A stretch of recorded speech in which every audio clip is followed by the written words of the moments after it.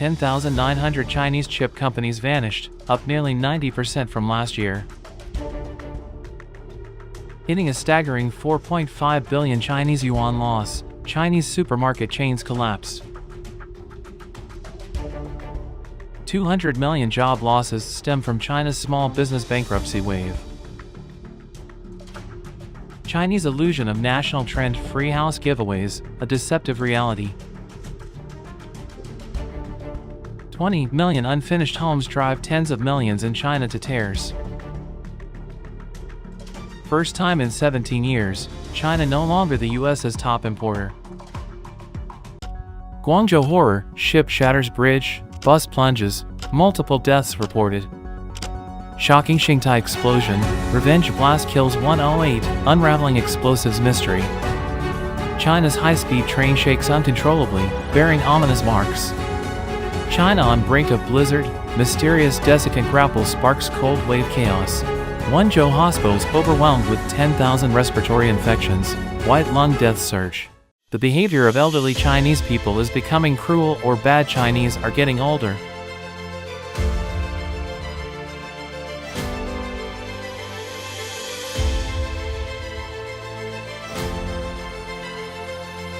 A series of events involving flight attendants, customers criticized and threatened to report to management. Flight attendants sell on planes just to run KPIs.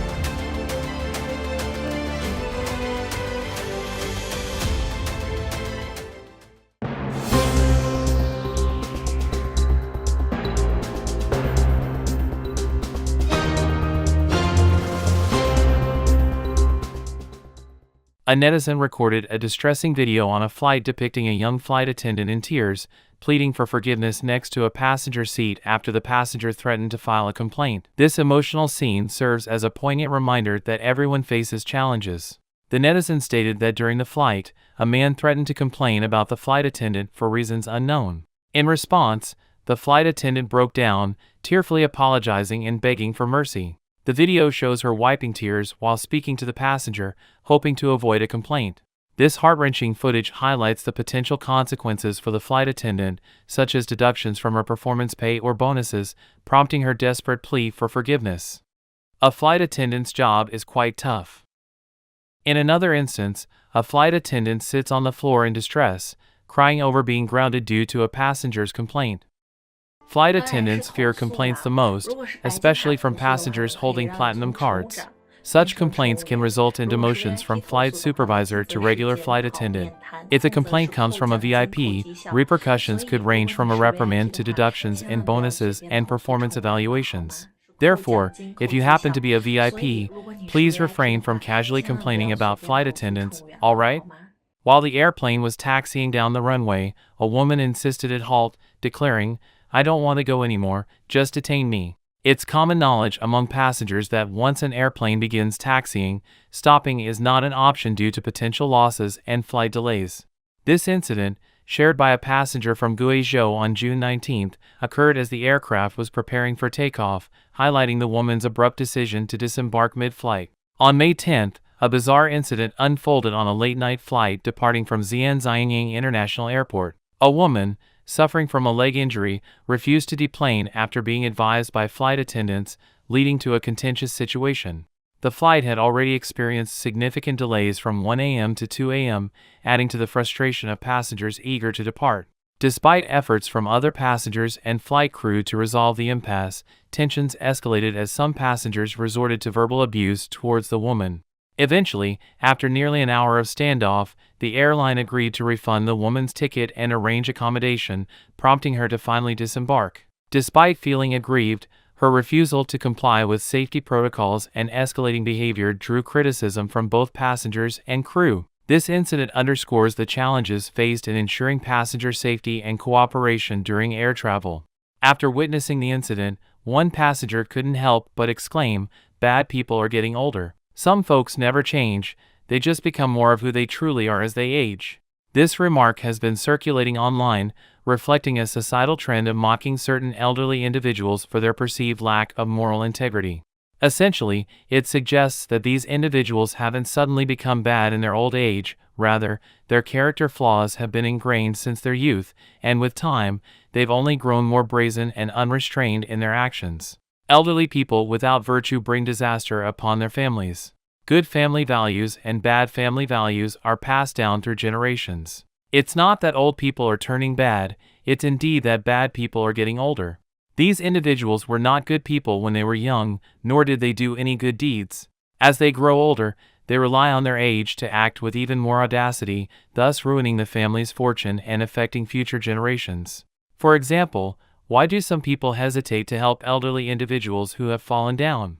It's because they fear that some elderly individuals might set them up for extortion, claiming they were pushed by the person trying to help. Such incidents do occur, turning what was originally an act of kindness into something fearful. A news story in which a student helped an elderly person, but instead of gratitude, the elderly person accused the student of pushing them. Since childhood, the student was taught to respect the elderly and be kind to the young. Suddenly, they were falsely accused. Fortunately, there was surveillance footage that cleared the student's name. Otherwise, the student would have had a hard time defending themselves. Although not every elderly person behaves this way, would the student dare to help others in the future?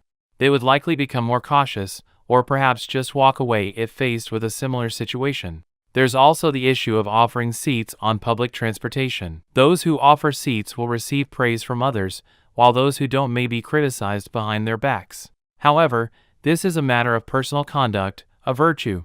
But it's not a requirement to give up your seat just because you encounter an elderly person.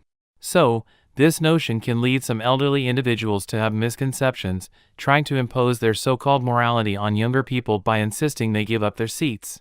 Thus, this phrase satirizes the fact that some elderly people have always been bad at heart, and as they grow older, their hearts become even darker. In the wake of the Chinese Communist Party's ascent to power, recent years have witnessed a surge in online discussions highlighting instances of elderly misconduct across China. Take, for instance, scenarios where seniors, after missing their bus stop, assert their authority by demanding immediate halts in restricted areas or insist on the bus turning back to accommodate their needs. Such situations often escalate, with drivers facing resistance and even attempts by seniors to seize control of the steering wheel. Furthermore, there's the noteworthy trend of elderly women amplifying their music through loudspeakers while enthusiastically participating in square dancing, often responding defensively to any criticism directed their way. Even more concerning are incidents where seniors suffer falls, leading to unfounded accusations against well-meaning bystanders who offer assistance, resulting in unjust demands for compensation. In an incident on April 14 in Lanzhou, an elderly individual boarded a bus and insisted on taking the seat behind the driver, which was already occupied. Despite the occupant's refusal to vacate the seat, the elderly person persistently demanded it. This led to a confrontation, during which the elderly person sat directly on the woman's lap and even physically assaulted her. According to bus staff, the elderly person, approximately 70 years old, declined a seat offered to them and insisted on sitting in the seat behind the driver. The seat was already occupied by a woman in her 30s, resulting in a dispute when she refused to relinquish it to the elderly person. In the midst of the argument, the elderly person sat directly on the woman's lap and proceeded to physically assault her. Despite intervention from the driver, the elderly person refused to move and eventually lay down on the floor. Subsequently, the female passenger called the police, who launched an investigation. While it's understandable that elderly individuals may encounter difficulties while traveling, proper communication with fellow passengers or seeking assistance from the driver could resolve such issues. However, resorting to leveraging one's age to behave unreasonably and even resorting to violence is unacceptable. A recent viral video captured an elderly person vehemently demanding a young woman vacate her seat on public transportation, despite the woman being ill with a fever. The elderly person's insistence on claiming the seat designated for the elderly, infirm, or pregnant prompted outrage among other passengers. In Hebei's Baoding city, an elderly person in their 80s forcibly demanded a young man give up his seat on the bus. When the young man refused, the elderly person brazenly sat on his lap. Faced with such audacity, the young man reluctantly yielded the seat and was criticized by the elderly person for being disrespectful. On the afternoon of August 31st, a netizen posted on Weibo that she encountered a man insulting flight attendants without cause and threatening other passengers while flying from Hangzhou to Beijing in the first-class cabin. The netizen, named two words called Society, stated in her post that on the evening of August 30th, she and her assistant were on board Zhejiang Chanlong Airlines flight GJ8887 from Hangzhou to Beijing. After taking their seats in the first-class cabin and waiting for takeoff, a middle-aged man wearing a short-sleeved shirt and glasses boarded with his luggage. When a flight attendant kindly approached to help him with his luggage, the man loudly insulted her, accusing her of having dirty hands due to her daily interactions with many people, and demanded she not touch his suitcase. The flight attendant promptly apologized. A flight attendant from Southern Airlines was dismissed and sued the company after posting a selfie in her underwear on a flight. The Guangzhou Intermediate People's Court ruled in favor of the airline, stating that the attendant's actions damaged social norms and violated professional conduct. Despite the attendant's claim of unlawful dismissal, the court found her actions during duty time to be a breach of safety responsibilities and the company's regulations. The court highlighted the attendant's distraction from safety duties and the negative impact of her social media post on the airline's reputation. Consequently, the court upheld the airline's decision to terminate her employment, deeming it lawful. The once prestigious career of flight attendant in China has become less appealing in recent years. Many have been forced to switch occupations, going into live streaming as product presenters, automobile sales, or selling items on airplanes. Flight attendants selling products on flights has surged to the top of hot topics.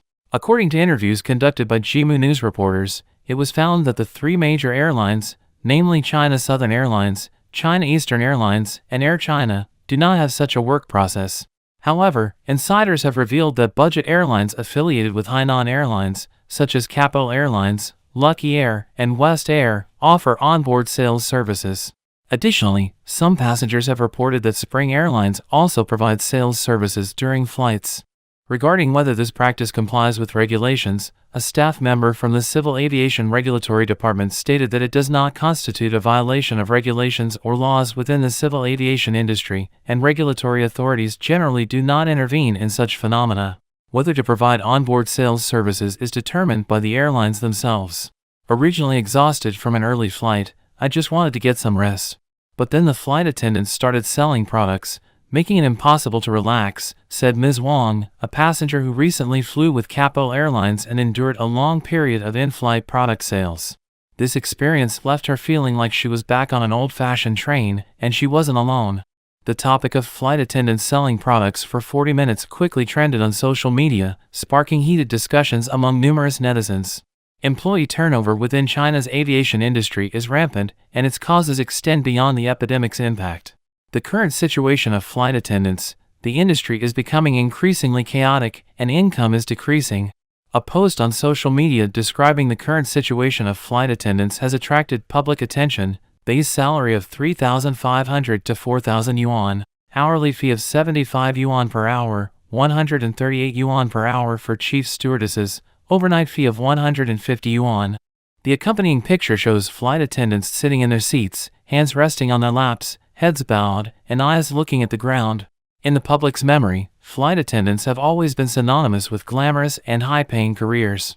They often have beautiful faces, exquisite uniforms, and gentle demeanor, seemingly able to earn decent and generous compensation by serving meals and responding to passengers' needs in the cabin. However, this photo inadvertently reveals the fatigue and exhaustion beneath their perfect image, and more importantly, their salary treatment, which is far from what it used to be. Which flight attendant hasn't cried a few times on the plane?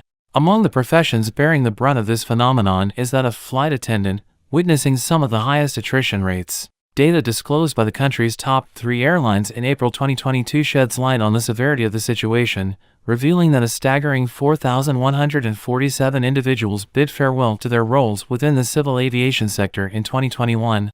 Contrasting figures from the previous year paint a concerning picture, with Southern Airlines recording 2,333 resignations, Air China 978, and China Eastern Airlines 836. Sources indicate that among state-owned carriers, Southern Airlines experienced the most pronounced exodus, trailed by Air China, while China Eastern witnessed the least turnover.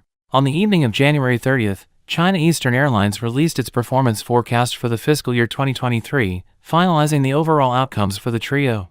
Collectively, they reported losses ranging from 11.2 to 14.3 billion yuan.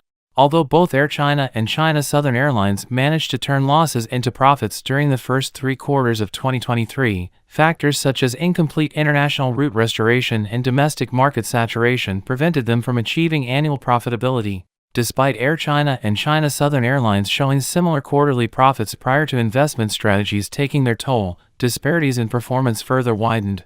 Nevertheless, compared to the staggering losses exceeding 100 billion yuan in 2022, the gradual turnaround signifies a glimmer of hope for the aviation sector's recovery.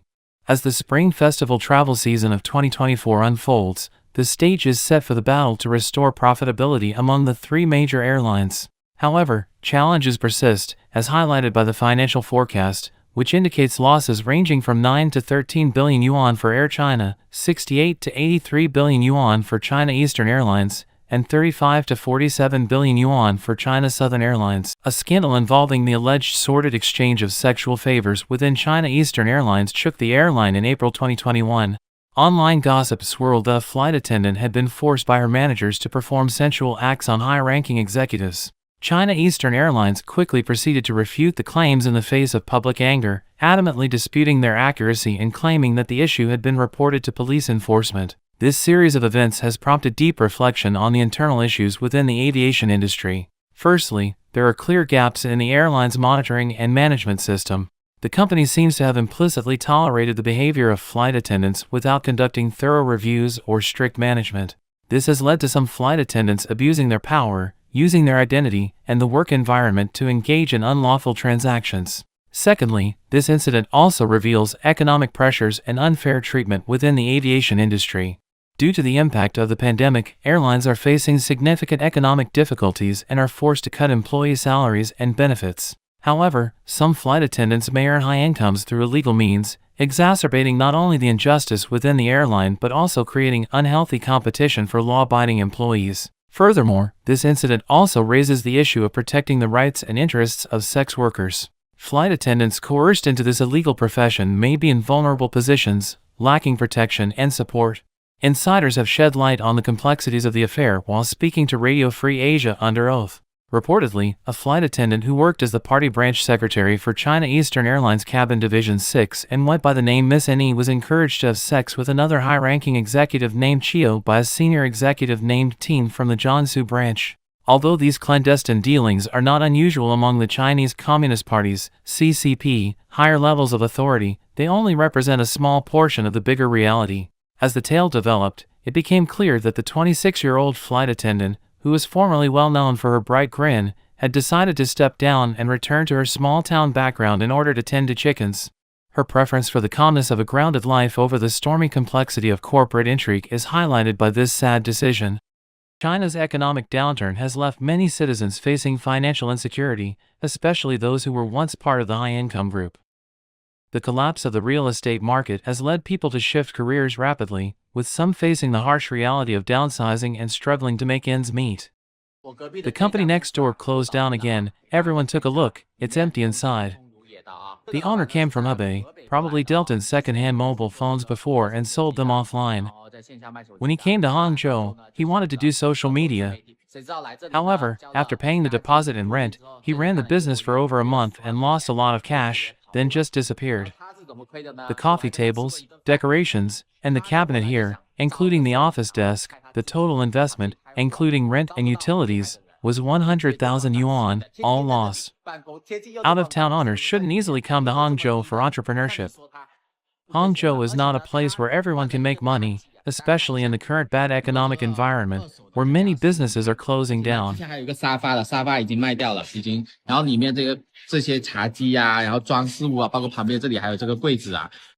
In the prosperous days of our store in Daqing, the Donghua Group was incredibly wealthy. The group's headquarters now stand deserted, and the villa on the lake island, where the chairman used to host guests, is empty. The opulence of that era is evident in the grandeur of the building. To reach the island, one needs a boat, accompanied by cages for poultry. The surrounding ground has already collapsed, and those who once dined on the island were undoubtedly prominent figures in Daqing. However, the place now lies in ruins.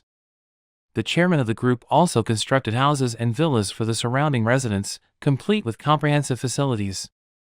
Yet, it seems people are no longer inclined to live here, and everything appears absurd.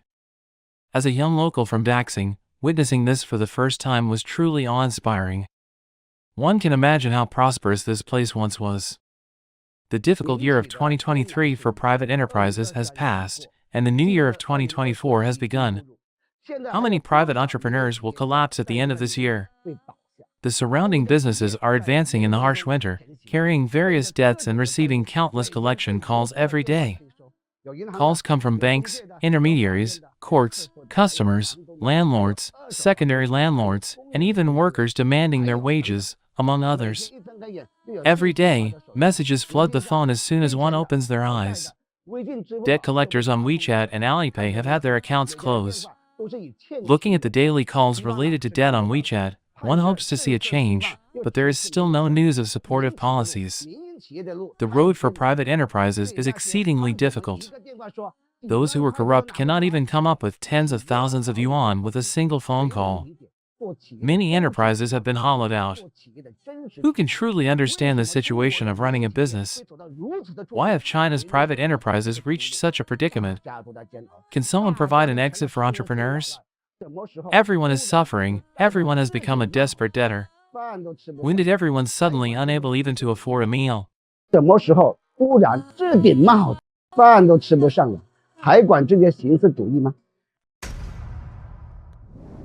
The precipice of middle-class impoverishment. In 2023, China saw its inflation rate soar to 5.6%, a figure that substantially eclipses the average levels witnessed in preceding years. This inflation, marked by a significant uptick in food and energy prices, has directly impacted household finances, raising daily expenses at an alarming rate.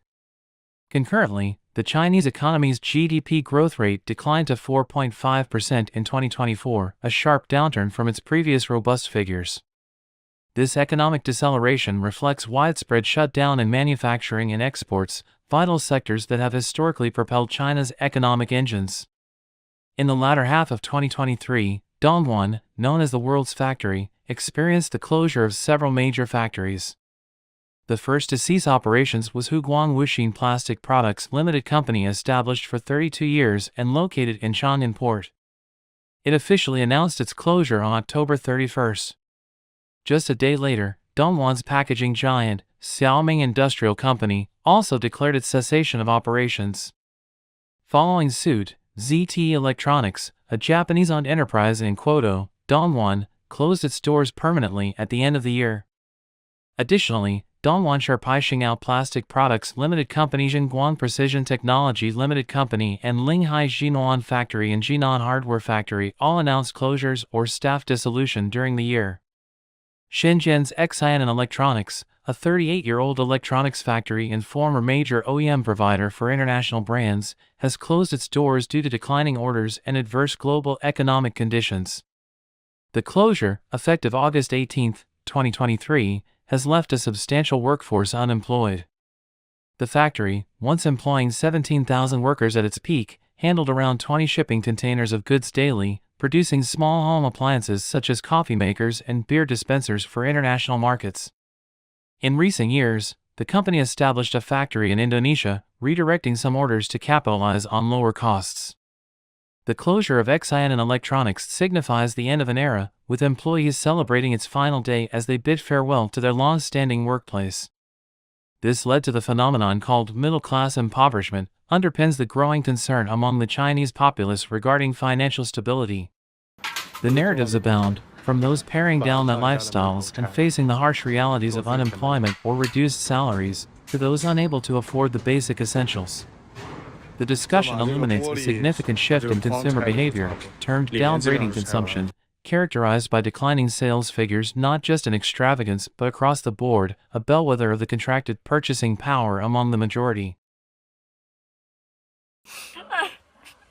太难过了，现在。昨天还挺好的，市场人还挺多的，我这刚。Oh, it's really heartbreaking. Everything was fine just yesterday. The market was bustling with people. I just received a shipment worth over $1 million, and now I don't know what to do. There's nowhere to sell. But where have all the customers gone? Why aren't they coming? There's no choice. I have to stay strong. All of these are winter styles with integrated fur. This one is a cowhide design with a beautiful small color. This one is from Xi'an, a green one with genuine sheep wool inside, also for men. This was a popular one I posted last time. The little motorcycle and the fur on the sheep are all made of small cowhide. The place where it's made is burst cowhide, and the tail is also made mostly of burst cowhide to prevent deformation when walking.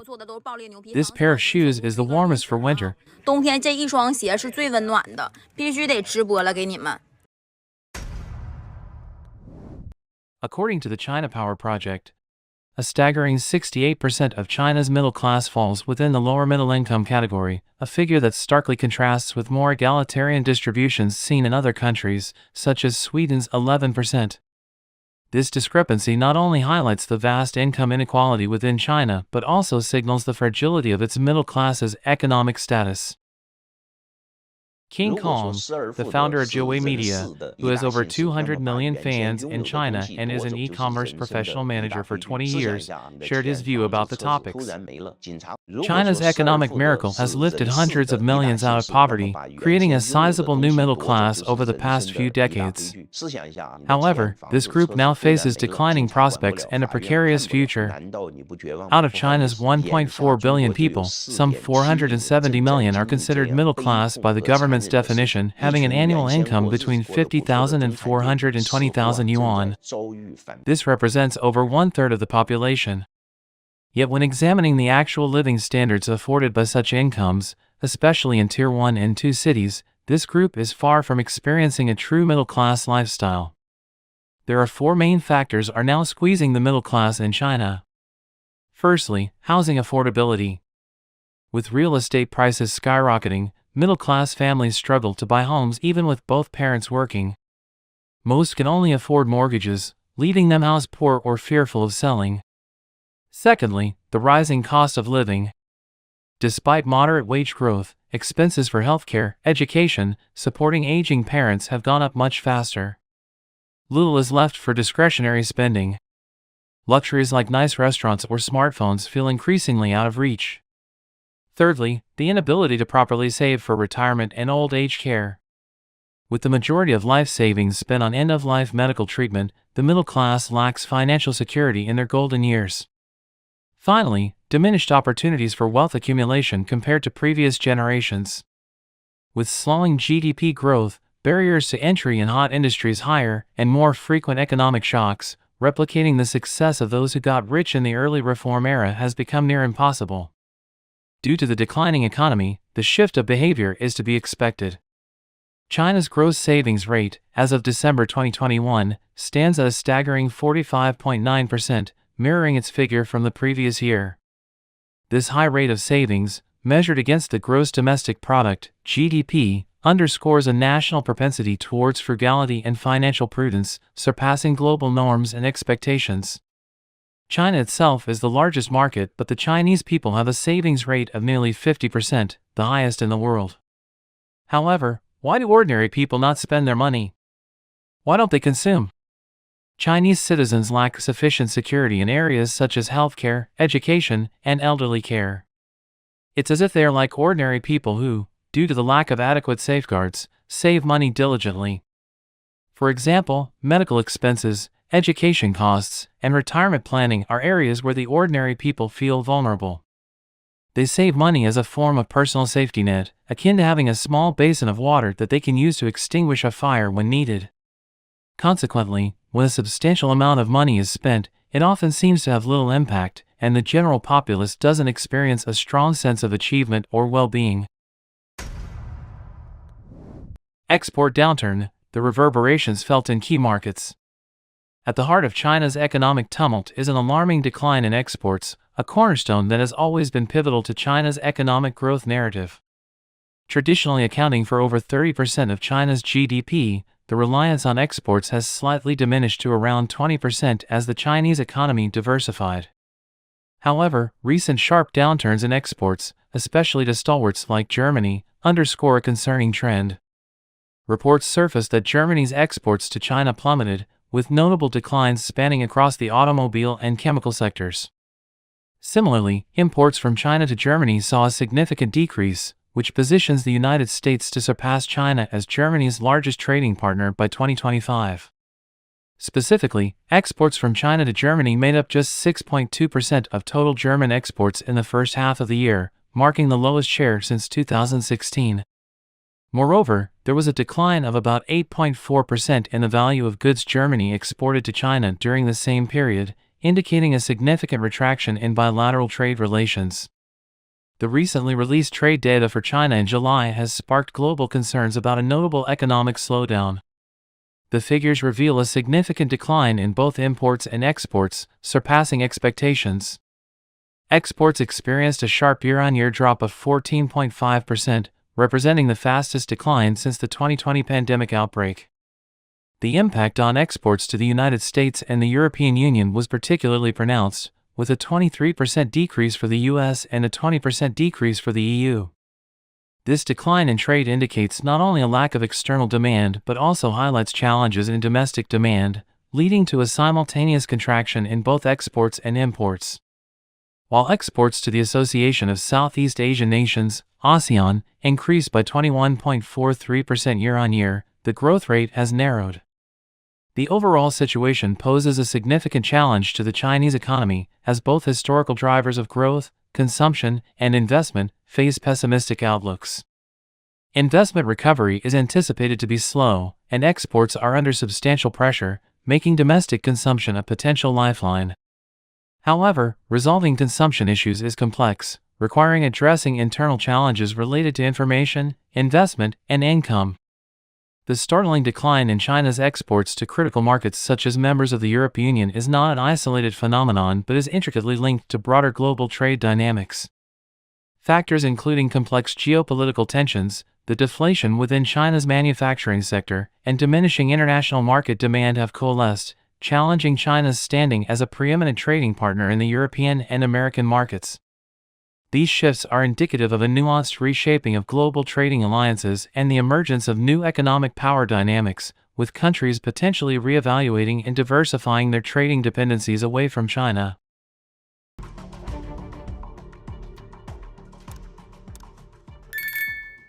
$10,900 Chinese chip companies vanished, up nearly 90% from last year.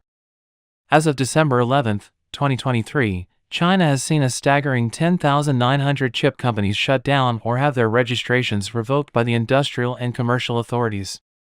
That's an average of over 31 chip enterprises closing down or having their registrations revoked every single day. In the past 5 years alone, more than 22,000 chip-related businesses have faced closure or revocation. According to data from Oriental Wealth Choice, as of November 1, 151 semiconductor-listed companies have disclosed their third-quarter reports for 2023, with a total operating income of approximately 352.3 billion yuan, almost flat compared to the same period last year. However, their combined net profit attributable to shareholders has plummeted by about 54% to around 19.3 billion yuan. Shockingly, out of these 151 listed semiconductor companies, a staggering 111 have seen their net profits plummet year-on-year, accounting for approximately 74% of the total. For instance, in October, AI chip design company Cambricon released its third-quarter financial report, revealing a staggering 66.15% year-on-year drop in operating income to 31.34 million yuan, with a net loss attributable to shareholders of a whopping 263 million yuan. From January to September 2023, Cambricon's revenue plummeted by 44.84% year-on-year to 146 million yuan, with a net loss of 808 million yuan. Furthermore, data shared by Professor Wei Xiaojun, director of the China Semiconductor Industry Association's Integrated Circuit Design Branch at ICAD 2023, indicates that there are a total of 3,243 chip design enterprises in China, with a shocking 55% of them generating less than 10 million yuan in sales revenue. Among China's semiconductor-listed companies, 30% are in the red, with an overall net profit decline of about 54% and a staggering 74% of them witnessing a decline in net profit. Experts predict that the majority of Chinese chip design companies will face massive losses in 2023 due to severe inventory backlog, saturated industry supply, and the inevitable devaluation of stock due to the flawed economic development policies of the Chinese Communist Party. Hitting a staggering 4.5 billion renminbi loss, Chinese supermarket chains collapsed. In a shocking turn of events, renowned supermarket chains Renrenal, Bubugao, and Yonghui superstores have all reported staggering losses, sending shockwaves through the market. On January 30, 2024, the well-established Shenzhen supermarket chain Renrenal issued a notice stating that 2023 net loss of 470 to 520 million yuan, compared to 507 million yuan in the previous year. Renrenal cited various external and internal factors for declining revenue and underperformance. Originating from Shenzhen, Guangdong, Renrenal once rivaled major foreign giants like Carrefour and Walmart. Despite going public in 2010 with over 10 billion yuan in annual revenue and 100-plus stores nationwide, Renrenal faced financial struggles since its first loss in 2012. This marks Renrenal's third consecutive warning of delisting due to losses, compounded by a rising asset-liability ratio of 108.7% by the end of the third quarter of 2023. Following suit, Hunan's leading retail enterprise, Bubugao, released an announcement estimating a loss of 1.32 to 1.96 billion yuan attributable to shareholders of the listed company in 2023. At the same time, the company still faced the risk of bankruptcy due to the failure of restructuring as declared by the court. Specifically, Bubugao anticipates a net loss between 1.32 billion and 1.96 billion yuan, marking a decrease of 22.94% to 48.11% compared to the previous year. The company attributed these losses to intensified industry competition and a liquidity crisis, resulting in operational challenges. Bubugao responded by adjusting its strategy, optimizing store operations, and closing unprofitable outlets, incurring significant expenses. Additionally, the liquidity crisis impacted Nanjing department stores' performance, prompting concerns about goodwill impairment. The company expects a decline in the overall fair value of investment properties, subject to evaluation and audit by appointed agencies. Yonghui Superstores, another heavyweight in the supermarket industry, was not spared from the financial turmoil. Revealing a net loss of 1.34 billion yuan for 2023, the company experienced a consecutive decline in profitability, with losses totaling 4.495 billion yuan in 2021 and 3 billion yuan in 2022. Faced with relentless competitive pressures and a deteriorating economic landscape, Yonghui Superstores struggled to adapt, resorting to impairment tests on long-term assets as domestic stock prices plummeted. The unfolding crisis has cast a shadow over the future of these once thriving supermarket giants. As uncertainties loom large, investors and industry analysts alike are left questioning the effectiveness of their strategies and the viability of their operations in the tumultuous retail landscape.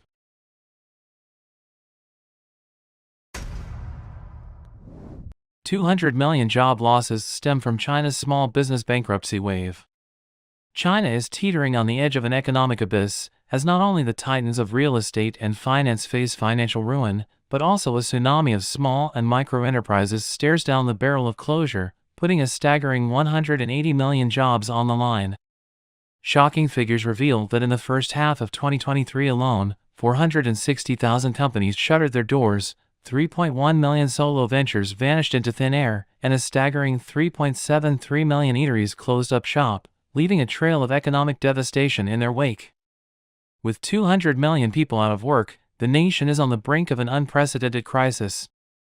A recent report from the China Institute for Inclusive Finance paints a grim picture of the financial health of small and micro enterprises. More than a third of surveyed businesses confess to dire financial straits, with regions like Hunan and Shanxi particularly hard hit. Meanwhile, a gaping disparity in financial stability plagues enterprises in Guangxi and Chongqing.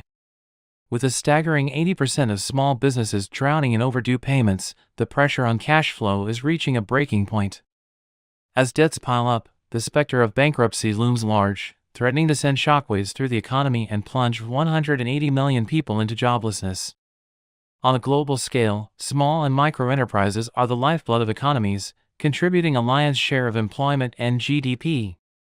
In China, they provide a whopping 70% of all jobs. Yet, these enterprises lack the resilience of their larger counterparts, grappling with financing woes and a lack of technological edge.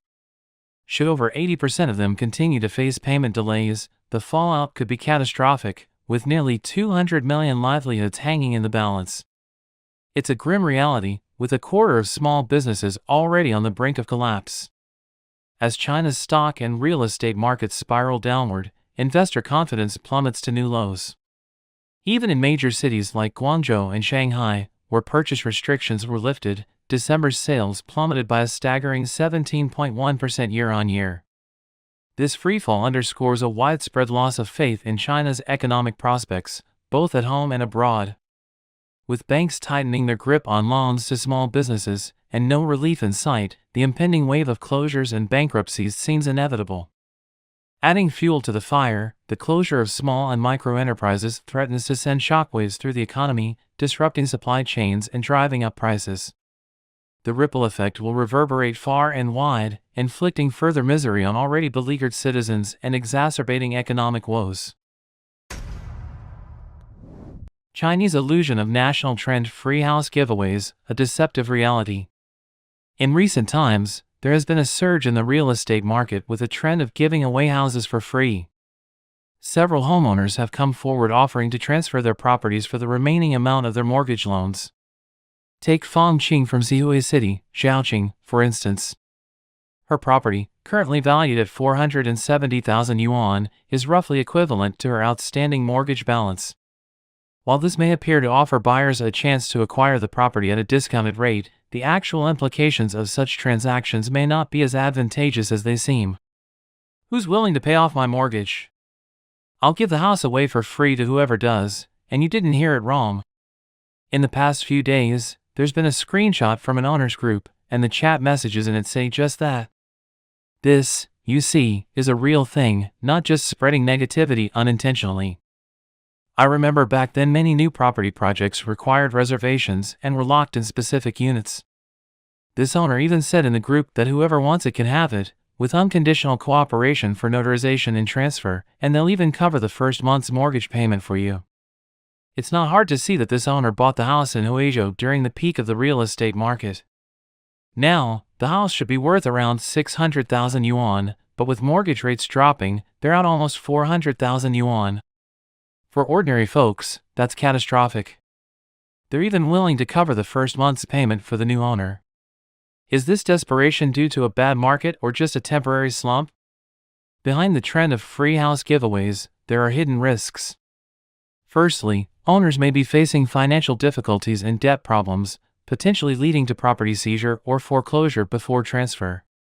Secondly, if property prices continue to fall, buyers may face even greater economic losses. Furthermore, this type of transaction may involve high loan amounts and interest rates, which may not truly benefit buyers. On the surface, buyers may think they are getting a property at a relatively low price, but this could come with high loan interest, potential legal disputes, and even risks of the property's value decreasing. Especially for investors who were previously speculating in the property market, the current environment is significantly different. The uncertainty of property prices, changes in market supply and demand, and policy adjustments all serve as reminders to approach the real estate market with caution. 20 million unfinished homes drive tens of millions in China to tears. A report recently released by Nomura Securities points out the staggering scale of unfinished pre-sale housing in China, estimating around 20 million units of unfinished homes across China, left by Evergrande and other failed developers. This figure is equivalent to approximately 20 times the size of China's largest private real estate developer, Country Garden Holdings. The total funding gap for completing those projects stood at around $446 billion, the report estimated. Experts warn that this situation could have a significant impact on both society and the economy, with some criticizing the Chinese government's response as a slow and ineffective remedy, suggesting that pouring more resources into the issue may yield limited results and fail to prevent a collapse in the real estate market. Taiwanese financial expert Huang Shitsong recently analyzed that the inability to complete these 20 million housing units could have a significant impact on both society and the economy. This is a massive quantity, and previously, Beijing hoped that companies like Country Garden or Evergrande could at least deliver completed housing units on schedule. Recently, some industry insiders in China have reported online that property prices in Shenzhen have experienced a stampede-style collapse. In some areas, such as the central district of Bao'an, the price of commercial housing has plummeted from over 4.2 million yuan to 1.85 million yuan, a drop of over 55%, while other areas have experienced declines of around 40%.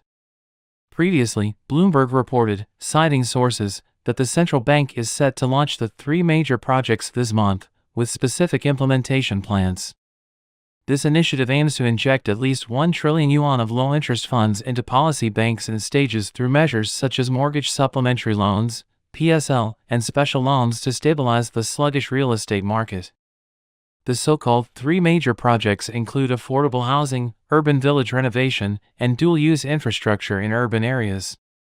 American economist Davy J. Wong, authorized by Davy J. Wong, analyzed the current situation differently. Because there is currently an oversupply of real estate, Wong suggests that if this trillion yuan were allocated solely to building affordable housing, urban village renovations, and public facilities, it may not be as effective. Instead, Wong believes that the funds should be used to acquire some developers or assist them in completing unfinished buildings. Alternatively, providing housing subsidies to residents in the form of monetary assistance for purchasing or renting homes might be more effective than constructing new housing units, given the oversupply in the market.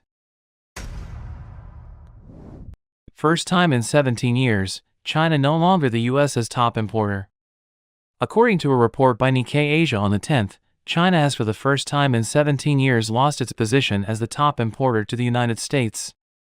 This shift is attributed to a decrease of at least 20% in imports from China to the United States from January to November 2023 compared to the same period 2 years prior.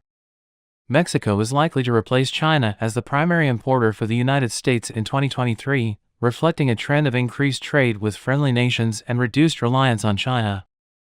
Last July, after the General Administration of Customs of China released monthly import and export figures, several Chinese financial media outlets pointed out that China was no longer the largest importer for the United States. According to Nikkei Asia, based on trade statistics from the U.S. Department of Commerce, China has fallen below the top spot in annual share for the first time since 2006. From January to November 2023, China accounted for only 13.9% of total imports to the United States, the lowest level since 2004.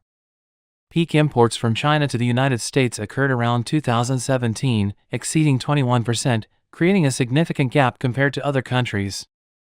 Analysts attribute this change to the initiation of the U.S.-China trade war in 2018, leading to a continuous decline in trade volume between the two countries, thus removing China from its position as the largest trading partner of the United States. By 2020, with the outbreak of the global pandemic, China resumed production ahead of other countries, once again becoming the largest trading partner of the United States. However, as the United States strengthened efforts to reduce dependency on China and adjusted global supply chains following the pandemic, imports from China decreased once again. Trends are emerging in categories such as electronics, which previously heavily relied on imports from China, shifting towards other countries. For instance, imports of smartphones from China decreased by 10% year-on-year from January to November, while imports from India increased fivefold. Similarly, imports of laptops from China decreased by 30%, with imports from Vietnam quadrupling. Although still relatively small in scale, procurement from Southeast Asia is rapidly increasing. This shift is partly driven by U.S. government policies. The Biden administration is promoting the establishment of supply chains with friendly shores among allied nations. Additionally, tariffs imposed by the Trump administration on Chinese products worth $370 billion continue to be enforced. Against a backdrop of geopolitical risks, global companies are adopting the China Plus One strategy to avoid excessive reliance on China. Analysts predict that the impact of this trend will persist in the long term, with Neil Graham stating that it may take several years for the China Plus One strategy to significantly affect U.S. import statistics. Guangzhou horror, ship shatters bridge, bus plunges, multiple deaths reported. On February 22, a ship struck and severed the Xi'an Bridge in Guangzhou's Nansha district, causing a bus to plunge into the water. Casualty details remain unclear. Online videos of the scene show a large red cargo ship tilted between two bridge piers below the sea-crossing bridge, with a section dozens of meters long completely sheared through. The fallen bus is now scrap metal, crushed under other vehicles in a devastating sight. Guangzhou Maritime Affairs authorities issued a warning statement saying around 5:30 a.m., a container ship sailing empty from Foshan Nanhai to Guangzhou Nansha struck a pier of the Xi'an Bridge while passing the Hongqiu waterway, breaking through the bridge deck. The cause and casualties remain under investigation. The Xi'an Bridge section is now temporarily closed off to traffic. Mainland Chinese media reports locals have evacuated with the ship owner-controlled. As the area's sole passageway connecting Wangqingsha Town and Sanmen Island zones, the bridge is a vital transport link for residents. A Wangqingsha resident told Surging News he heard the Sanmen Bridge collapse. Arriving on site around 7 a.m., he found the area already cordoned off. He saw a truck and bus had plunged into the ship, unsure if more vehicles fell in the water. The resident said other observing villagers told him a deafening boom occurred around 5 a.m. that shook window panes locally. Guangzhou Bus Group announced this morning driver Liang Jinhua was operating a bus across Xi'an Bridge at 5:31 a.m. when a ship collision below severed the bridge, causing the bus to fall with only the driver aboard. All contact has been lost amidst the enclosed scene barring access.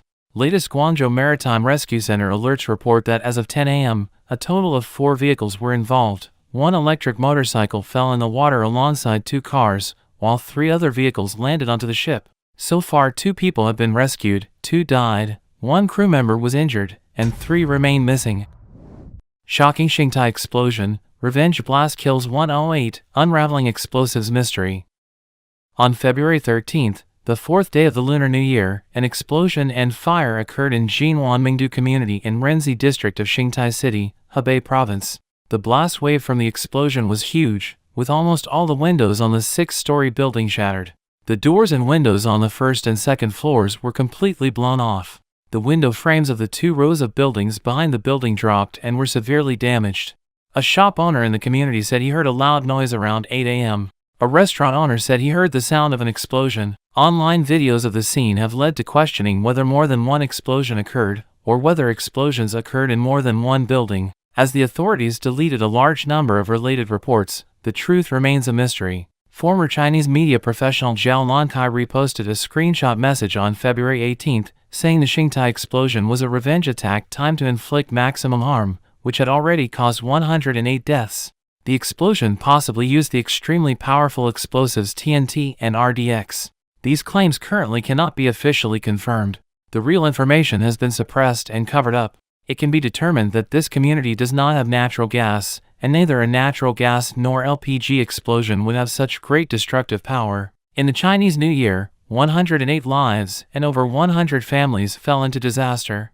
The screenshot content shows, rumors say the Xingtai explosion in Hebei was a revenge attack. A bankrupt businessman took revenge on officials using the extremely powerful explosives TNT and RDX, and using remote detonation technology, which has caused 108 deaths.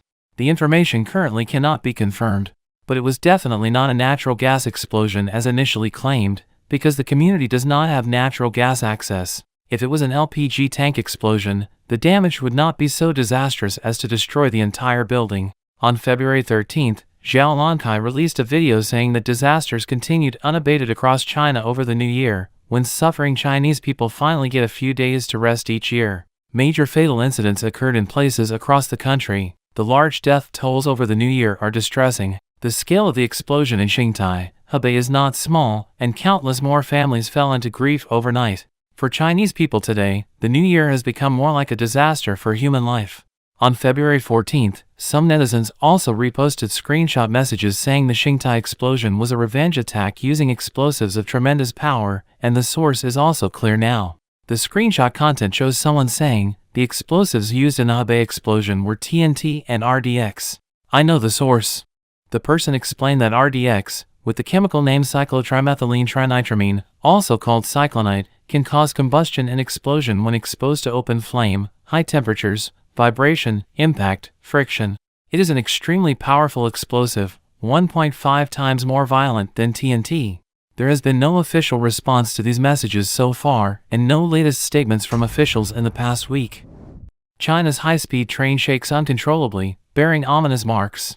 China's high-speed trains and railways have long been lauded as marvels of modern engineering, promising safe and efficient travel across vast distances. However, behind the facade of these supposedly state-of-the-art transportation systems lies a harrowing reality that few are willing to acknowledge. One of the most striking features of traveling on China's high-speed trains is the overcrowding. Passengers are crammed like sardines into the train cars, with every available inch of space filled to capacity. This lack of personal space can be suffocating, leaving travelers feeling claustrophobic and uncomfortable for the duration of their journey. Even when conductors announced the train's closing, passengers still resisted and prevented the train from departing, as seen in a recent incident during the Lunar New Year holiday when people scrambled to cram onto trains to return home to reunite with their families. But it's not just the overcrowding that makes the experience so unbearable. The incessant shaking and rattling of the train cars only add to the sense of unease. Despite being touted as a smooth and seamless mode of transportation, the reality is far from it. The constant jostling and vibration of the train make it impossible to relax or even maintain a steady grip on one's belongings. And then there's the sensation of dizziness and nausea that often accompanies a ride on China's high-speed trains. The combination of high speeds and constant movement can leave passengers feeling disoriented and unwell, turning what should be a straightforward journey into a nauseating ordeal. On the evening of October 13, 2023, the Guangdong-Shenzhen Metro Line 12 experienced a sudden malfunction while in operation, causing severe shaking of the train and eventually leading passengers to evacuate the scene by walking through the tunnel. The cause of the malfunction is still under investigation. Mr. Xi'an, a passenger, was traveling on Shenzhen Metro Line 12 to Huaidi Station when the train experienced a malfunction. Video footage captured on his phone shows significant shaking inside the carriage, with some deformation even occurring at the connections between carriages. Passenger Mr. Xi'an, I filmed the video at 8:47 p.m. on the 13th, so the shaking occurred before 8:47 p.m. It lasted approximately 30 seconds to 1 minute. There was intense shaking, followed by a slowdown. Passengers indicated that the subway was approaching the station, and the speed was not fast. The subway staff promptly guided passengers to evacuate the scene through the tunnel in an orderly manner, and there were no reports of injuries. On the morning of the 14th, Shenzhen Metro issued an operational announcement stating that Metro Line 12 had resumed operation. The cause of the malfunction is still under investigation. China on brink of blizzard, mysterious desiccant grapple sparks cold wave chaos. Recently, various parts of mainland China have successively welcomed rainy and snowy weather. Many areas in Henan, Hebei, and Shanxi have seen grapple, rice-like sized precipitation that some netizens have jokingly called a rain of desiccants or laundry detergent. Experts say grapple is usually one of the early signs of an impending blizzard. Grapple refers to the small, opaque white ice pellets formed when water vapor in the high altitude condenses after encountering cold air, often ball-shaped or cone-shaped, frequently appearing before or during snowfall. Some regions call it rice snow or snow pellets. The diameter of grapple generally ranges from 0.3 mm to 2.5 mm. It has a crisp texture and is easily crushed. Grapple is not considered a type of snow, but it is a form of solid precipitation. The white opaque conical or spherical solid precipitation that falls often appears sporadic. It bounces when hitting the ground and is crisp and easily crushed. It is formed from water vapor that condenses into small ice pellets after encountering cold air at high altitudes, frequently occurring before or during snowfall. Some experts have said that grapple is usually one of the early signs of an impending blizzard. According to the website of mainland China's Central Meteorological Observatory on February 19th, at 6 p.m. on the 19th, Monday, the Central Meteorological Observatory successively issued an orange cold wave warning, blue heavy snow warning, blue dust storm warning, yellow heavy fog warning, blue strong wind warning, and blue thunderstorm warning. Affected by the cold wave, it is expected that from 8 p.m. on February 19th to 8 p.m. on February 22nd, most of central and eastern China will successively see falling temperatures from north to south, with average and minimum temperatures dropping 8 to 12 degrees Celsius. Temperatures in southern Hebei, western Huanghai region, Jianghuai region, Jianghan region, southern Jiangnan region, central and northern South China, Guizhou and other areas will drop 12 to 18 degrees Celsius. Some parts of southern Hunan, eastern Guizhou, and other regions may see accumulated temperature drops exceeding 20 degrees Celsius. According to other mainland China reports, as this cold wave moves southward, it will encounter quite strong warm and wet air currents, leading to long-term confrontation between cold and warm air masses. This will not only slow down the cold wave, but also bring about a complex large-scale rain and snow weather system. Starting on the 20th, the rain and snow will enter its peak period, with the snow line continuing to push southward from the 21st to 24th. Guangzhou hospitals overwhelmed with 10,000 respiratory infections, white lung death surge. The Chinese epidemic continues to break out. During the Chinese New Year, hospitals in Guangzhou, Zhejiang were filled to capacity. Local official media claimed over 10,000 people had respiratory infections.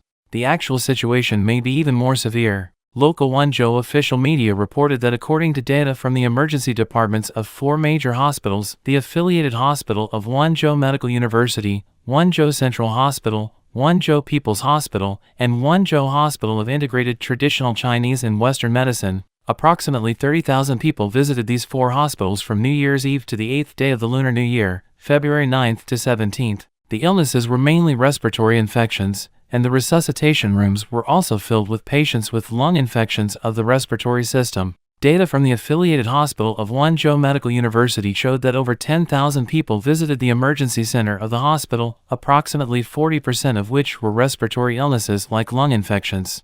The emergency department of Guangzhou People's Hospital received 600 to 700 adult patients daily, with over 200 pediatric emergency patients daily.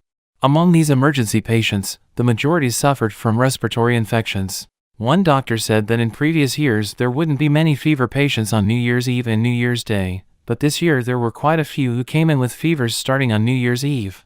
From the 1st to the 3rd day of the Lunar New Year, the number of patients visiting the emergency departments of the affiliated hospitals Nanbei Xi'an and Gongyuan Road campuses continued to climb, already exceeding twice the usual daily volume. The number of people visiting the emergency area reached 3 times the usual capacity, with patients lining up in the emergency passageway 24 hours a day waiting to be seen. One doctor said that during the New Year, the resuscitation room at affiliated hospital number 1 was filled to capacity, with the number of patients admitted reaching the peak capacity. Beds were added wherever there was space. Although China has seen wave after wave of respiratory infections since the initial coronavirus outbreak, after declaring victory against the epidemic, hospitals no longer conduct large-scale testing for COVID-19. The authorities explain each wave of infections as influenza, mycoplasma pneumonia, and so on. According to Chinese media reports and online messages, large numbers of white lung and deaths have occurred among China's respiratory infection patients. In some areas, funeral homes have again seen long lines for cremation services.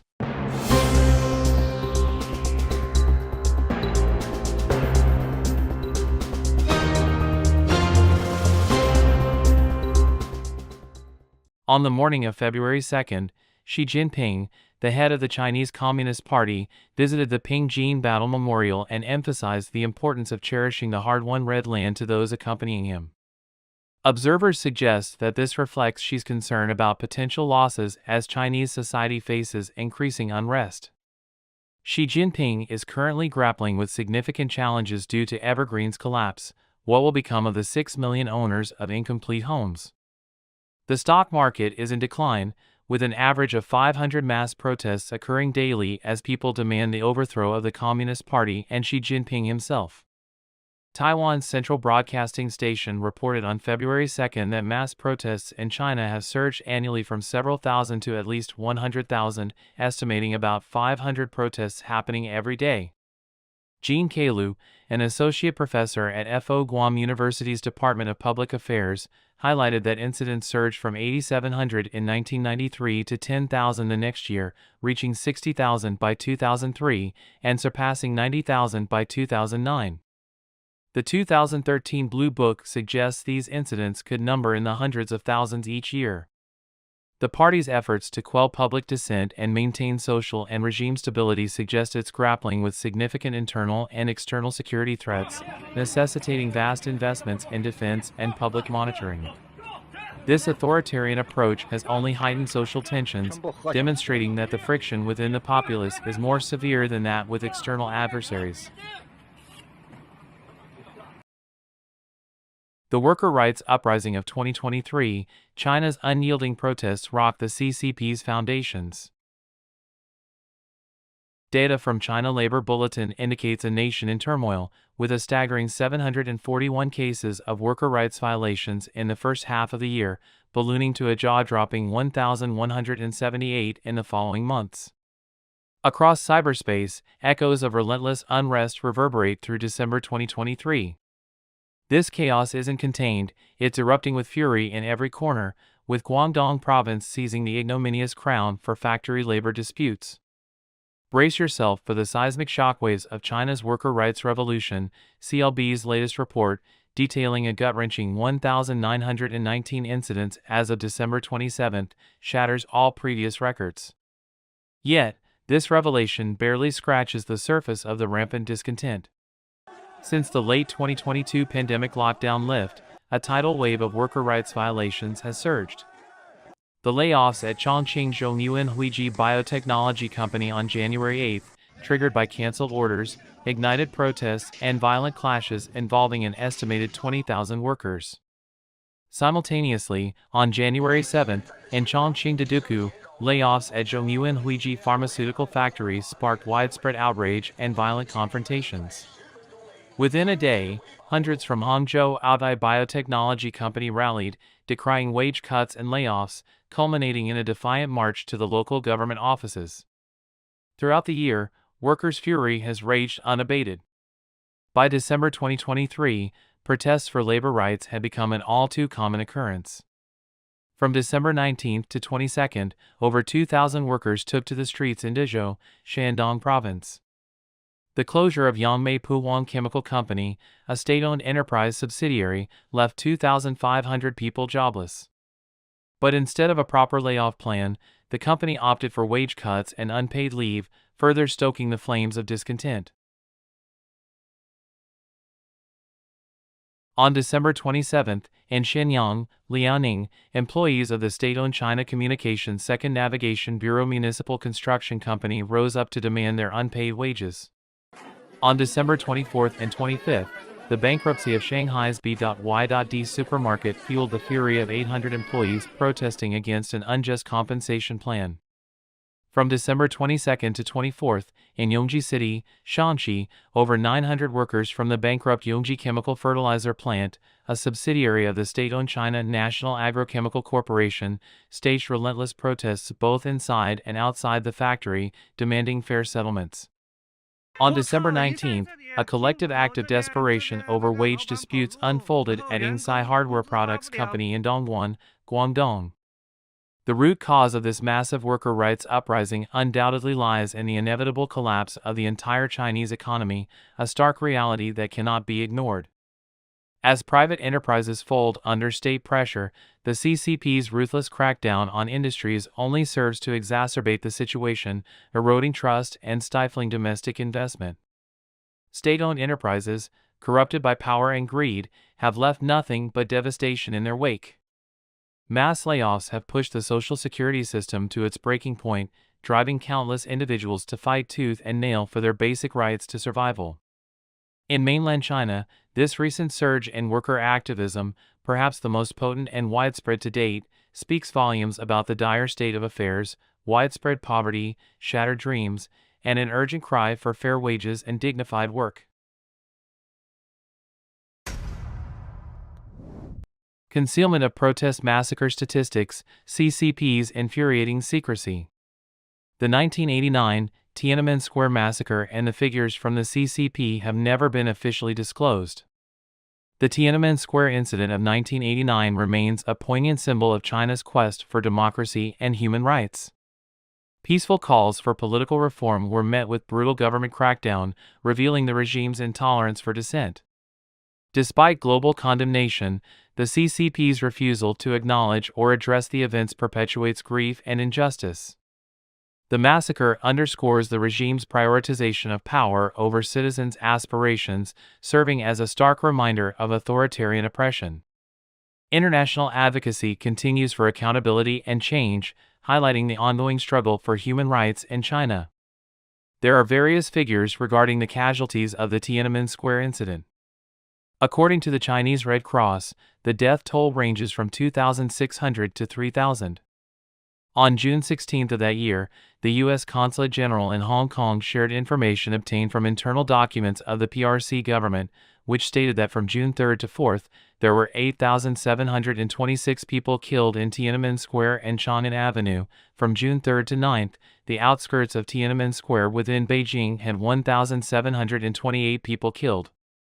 Thus, the total death toll was 10,454, with 28,796 people injured. While Americans assert the reliability of their intelligence, there is currently no way to verify the information in these original documents. According to Hong Kong media, internal documents from the Southern Theater Command assess the casualties of the Tiananmen Square massacre and related details regarding the 27th Army Corps' heinous crimes, previously undisclosed. Next magazine reported that U.S. intelligence obtained through internal documents from the Southern Theater Command estimated the casualties of the Tiananmen Square massacre to be as high as 40,000 people, including 10,454 deaths. This evidence starkly contradicts the PRC government's public assertion to the international community that there were no deaths in the 1989 Tiananmen Square incident. 2012 to 2015 Feminist movement. Since Xi Jinping assumed power in 2012, there has been a further decline in freedom of speech and opportunities for peaceful assembly. With increased online censorship and tighter control over non-governmental organizations under laws like the Overseas NGO Law, activists and civic groups have faced growing difficulties in organizing large-scale protests. Nevertheless, dissent persisted. A new wave of feminist activism emerged in 2012, characterized by street demonstrations and individual protests, sometimes involving only one participant. The Chinese government responded by systematically suppressing the feminist movement, including smearing and harassing activists, closing gender-related groups at universities, and censoring online discussions on gender issues. In 2015, authorities arrested and detained 5 prominent members of the movement. Despite these challenges, Chinese feminists continue their advocacy through offline activities and international engagement. Chinese JASIC workers battled lung diseases and CCP's compensation sums fail to make up for their losses. In 2018, the JASIC workers incident unfolded when employees at JASIC Technology, a Shenzhen-based welding equipment company, sought to establish a union. Shortly after, 3 workers were apprehended. Subsequent protests by students, labor activists, and sympathetic workers were met with arrests and intimidation. Numerous Marxist student organizations involved in the movement were either dissolved or compelled to regroup. Approximately 6 million Chinese citizens have succumbed to lung disease from inhaling metal-laden dust, love save pneumoconiosis.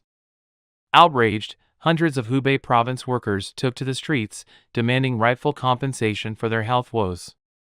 Although the Shenzhen government doled out some compensation, with the highest sum reaching 220,000 renminbi, it fell woefully short, decried Gu Fuxiang, a vocal advocate for the workers. As the battle for justice rages on nearly a decade later, Gu lamented, "We've sacrificed our lives for development. The government couldn't care less if we're sick or dead." China's explosive economic growth over the past 40 years has come at a staggering human cost. Shenzhen, surpassing Hong Kong in economic output in 2017, symbolizes this growth.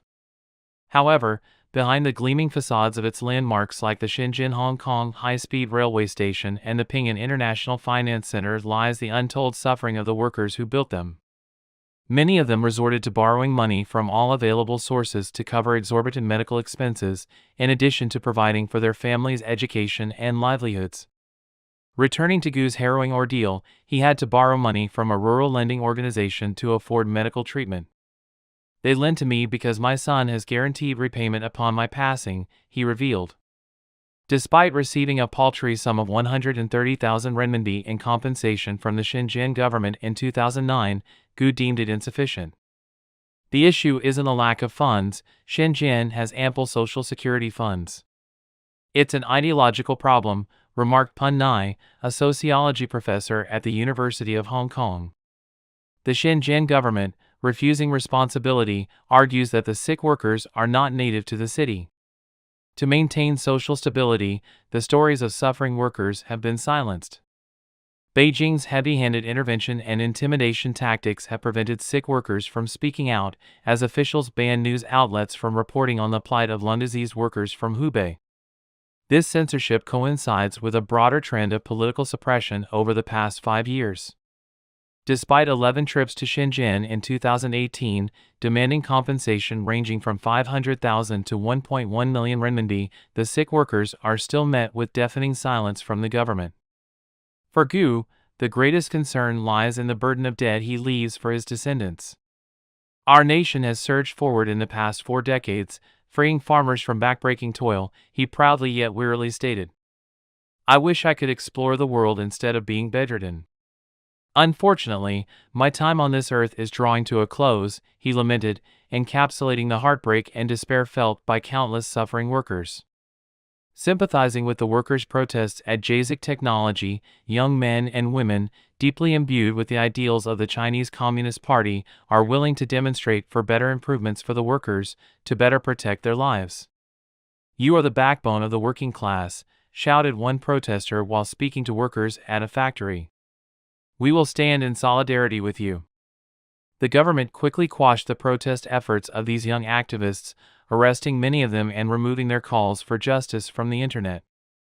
However, these actions were too late, as information about the youth group's activities spread to many regions across the country, where there is discontent over increasing inequality, corruption, and materialism in Chinese society.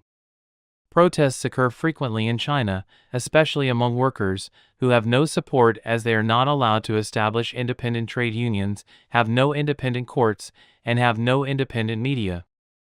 But the protests in Huizhou, Shenzhen are unusual because they are organized by students at one of the country's top universities, while students have almost dared not protest since the bloody crackdown at Tiananmen Square in 1989. In the decades since the crackdown, university students have helped propagate the party's economic and political policies, focusing on themes of work, family, and other aspects of life while continuing to support the single-party political regime, or at least not touching on that issue. As economic growth slows, party leadership becomes increasingly concerned about the influence of the West on the younger generation, a generation that is more worldly and digitally connected than ever before, a concern that runs counter to the human progress of the Chinese Communist Party.